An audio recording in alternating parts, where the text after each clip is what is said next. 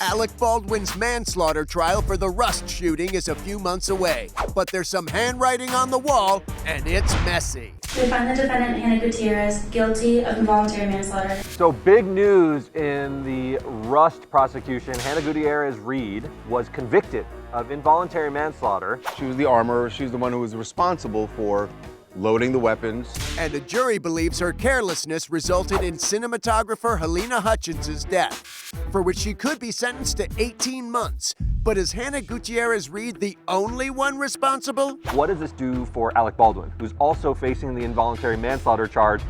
I think it's absolutely disastrous. You use that argument in court, counselor? All this says to Alec Baldwin is, wow, they've already got one person, and I also pulled that trigger. Actually, Alec says, I didn't pull the trigger. There's been investigations of this weapon that prove that the weapon could not discharge without pulling the trigger. An expert witness will say this thing fires improperly. They're gonna have to show that. The expert witness show anything. I don't believe they can show things that aren't true. Oh, here we go, a preview of the defense and the prosecution. yes, a mock trial truly worthy of mocking.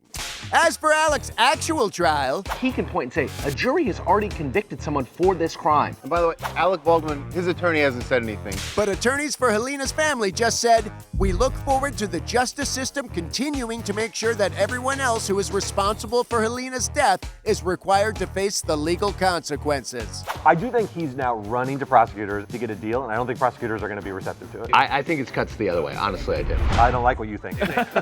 That's legal jargon for, see ya trial, Alec.